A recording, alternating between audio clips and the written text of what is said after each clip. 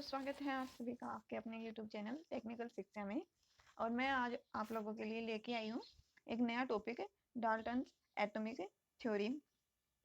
जैसे कि मैंने अपनी प्रीवियस वीडियो में आप लोगों से डिस्कस किया था कि हमारा सिलेबस क्या रहने वाला है, और उसी सिलेबस के अकॉर्डिंग मैं आप लोगों के लिए लेके आई हूँ first topic, Dalton atomic theory. यानी कि मेरा फर्स्ट टॉपिक रहने वाला है Dalton atomic theory.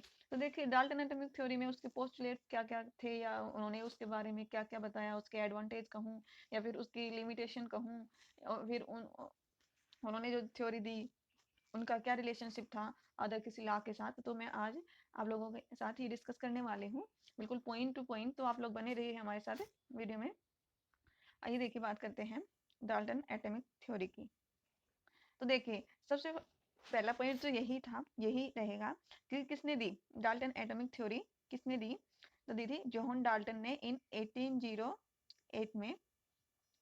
Next point देखिए, जो इन्होंने बताया था कि matter is made up of extremely small individual particles called atoms.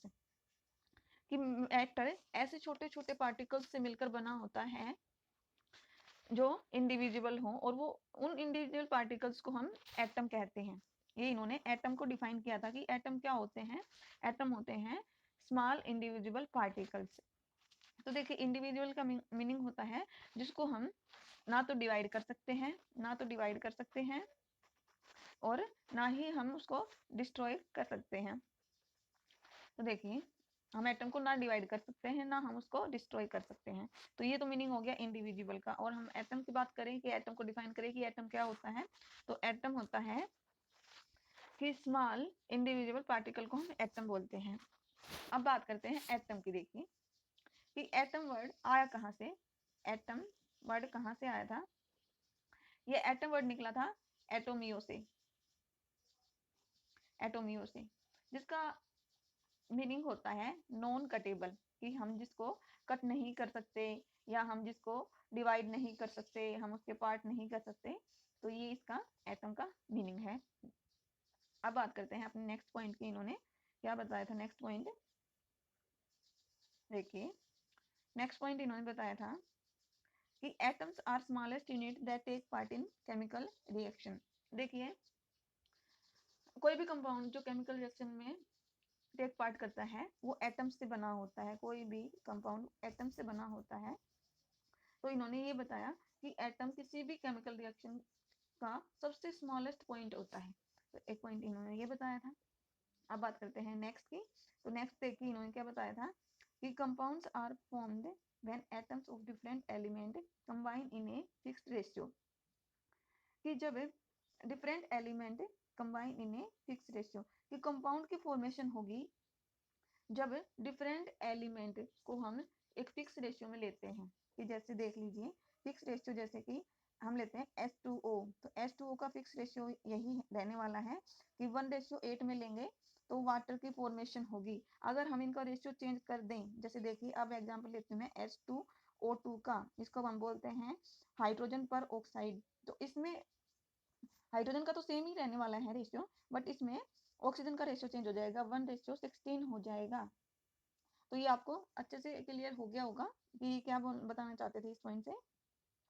कि हम जब किसी फिक्स्ड रेशियो में कोई एलिमेंट कंबाइन होता है तो उससे कंपाउंड की फॉर्मेशन होती है, और इसी को हम बोलते हैं लॉ ऑफ कांस्टेंट कंपोजिशन।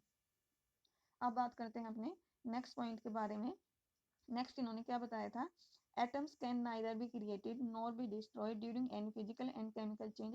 कि हम कोई भी फिजिकल चेंज कर लें या हम केमिकल चेंज कर लें, चाहे हम फिजिकल चेंज करें या हम केमिकल चेंज करें, हम एटम को ना तो क्रिएट कर सकते हैं, हम एटम को ना तो बना सकते हैं, ना हम उसको डिस्ट्रॉय कर सकते हैं। कि ना हम एटम्स को, कि हमने पृथ्वी पर से एटम को ही खत्म कर दिया, ऐसा नहीं होगा।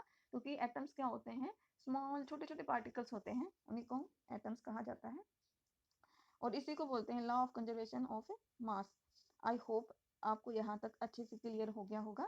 अब नेक्स्ट पॉइंट देखिए, इन्होंने नेक्स्ट पॉइंट क्या बताया था? नेक्स्ट पॉइंट बताया था इन्होंने कि chemical reaction involve any only reorganisation.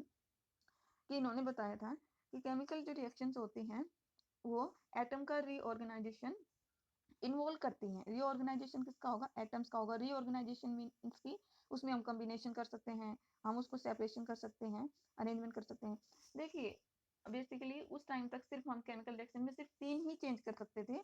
अब काफी रिएक्शंस आ गई हैं क्योंकि उनके बाद बहुत ज्यादा थ्योरी आई, बहुत ज्यादा डेवलपमेंट हुई केमिस्ट्री में, बट उस टाइम तक सिर्फ हम 3 ही चेंज कर सकते थे किसी भी केमिकल रिएक्शन में।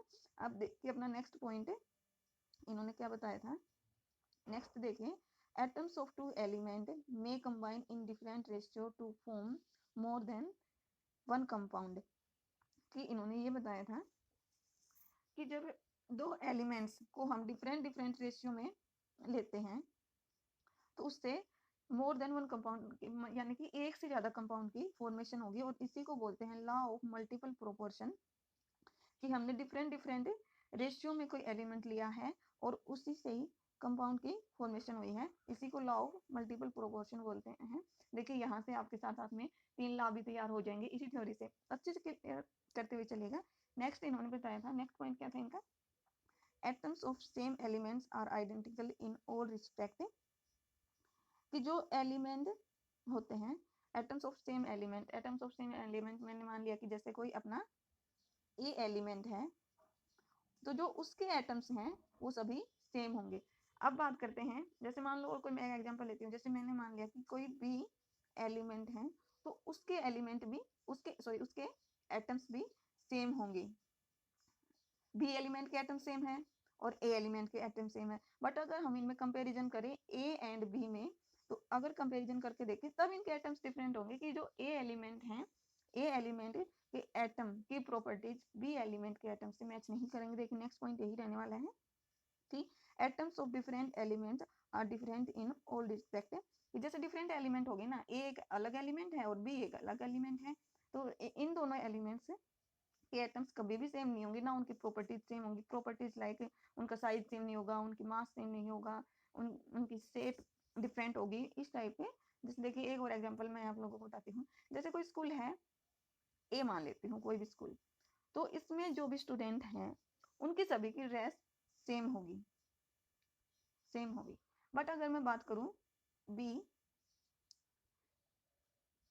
स्कूल के बच्चों की, तो उनकी डिफरेंट रहने वाली है, उनकी क्या है, डिफरेंट रहने वाली है। ऐसे ही देखिए, अभी वेट कीजिए 2 मिनट। हाँ तो अपना नेक्स्ट पॉइंट देखिए इन्होंने क्या बताया। तो ये तो थे इस थ्योरी के पोस्टुलेट जो भी इन्होंने बताए थे, तो ये तो थे इस थ्योरी के पोस्टुलेट। अब जैसे नेक्स्ट देखिए, ये डाल्टन साहब हैं आप देख लीजिएगा इनको। अब नेक्स्ट देखिए, समथिंग इम्पोर्टेंट में आपके लिए क्या रहने वाला है कि इन्होंने क्या है, इन ये जो 3 लॉ थे, law of conservation of mass, law of constant composition और लॉ ऑफ मल्टीपल प्रोपोर्शन, इनकी थ्योरी में फिर से रिपीट हुए हैं। अब अगर हम बात करते हैं नेक्स्ट, देखिए कि वो तो पोस्टुलेट थे, इन्होंने बताया कि इन्होंने डिफाइन किया कि एटम क्या होता है, या मैं बताऊं कि मैटर किससे बना होता है, मैटर क्या होता है, इन सब चीज़ों के बारे में बताया। कंपाउंड की फॉर्मेशन कैसे होती है, एलिमेंट्स क्या होते हैं, 2 डिफरेंट एलिमेंट को अगर हम अलग अलग रेशियो में लें तो कंपाउंड की फॉर्मेशन कैसे होगी, इन सब चीज़ों के बारे में इन्होंने डिटेल से बताया। बट अगर अब इनकी थ्योरी की हम लिमिटेशन की बात करते हैं तो देखिए इनकी लिमिटेशन देखिए क्या क्या रहने वाली है इनकी लिमिटेशन। हाँ लिमिटेशन देखिए, फर्स्ट थी इट कुड, ये नोट नहीं आएगा यहाँ पे, ये आप ठीक कर लीजिएगा, इस पीडीएफ का लिंक मैं आपको डिस्क्रिप्शन में प्रोवाइड करवा दूंगी। तो देखिए कि it could not explain the law of chemical combination by mass but could explain the law of chemical combination of gaseous volume. कि इन्होंने जो केमिकल कॉम्बिनेशन का लॉ था उसको मास के फॉर्म में तो डिफाइन कर दिया, एक्सप्लेन कर दिया, उसके बारे में बता दिया, बट गैसियस वॉल्यूम के बारे में ये नहीं बता पाए। तो इनकी फर्स्ट लिमिटेशन यही थी। अब अगर बात करते हैं सेकंड लिमिटेशन की, it could not explain why atoms of different elements have different size, mass and shape। कि जो डिफरेंट एलिमेंट्स होते हैं उनका साइज, मास और शेप डिफरेंट क्यों होता है। इन्होंने ये तो बता दिया कि जो डिफरेंट एलिमेंट्स होते हैं, जैसे मैंने एग्जांपल लिया था A and B elements, 2 elements लिए थे, तो इन्होंने ये तो एक्सप्लेन कर दिया था कि डिफरेंट एलिमेंट्स के एटम की प्रॉपर्टीज डिफरेंट होती है, बट क्यों होती है ये उसके बारे में नहीं बता पाए। नेक्स्ट देखिए क्या था, could not explain why atoms of different elements combine to form compound और molecules.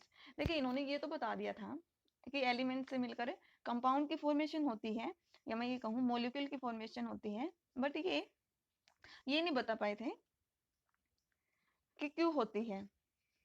तो ये भी इनका एक ड्रॉबैक था। नेक्स्ट देखिए, it fail to explain the nature of forces that bind atom together, कि जैसे इन्होंने ये बताया कि कंपाउंड की फॉर्मेशन होती है, बट ये नहीं बता पाए थे कि जो कंपाउंड की फॉर्मेशन होती है उनमें, जैसे कोई भी कंपाउंड फॉर्म हुआ है तो उसमें डिफरेंट डिफरेंट बॉन्ड रहते हैं, जैसे आयनिक बॉन्ड हो गया, कोवलेंट बॉन्ड हो गया, बहुत सारे बॉन्ड्स हैं।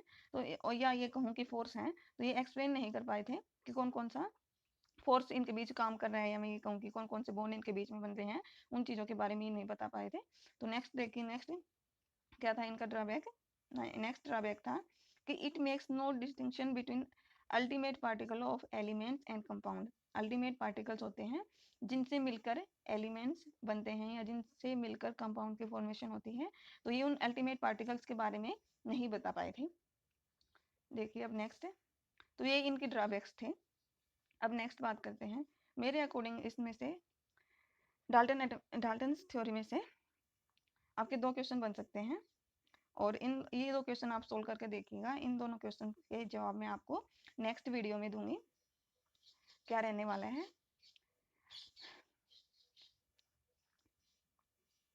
आज के लिए इतना ही। मैं मिलती हूँ आपसे एक नए टॉपिक के साथ नेक्स्ट वीडियो में। आपको अगर मेरा वीडियो पसंद आया है और आप हमारे चैनल पे नए हैं तो वीडियो को लाइक कीजिए, शेयर कीजिए और चैनल को सब्सक्राइब कीजिए। आज के लिए इतना ही, फिर मिलती हूँ आपसे नए टॉपिक के साथ। धन्यवाद।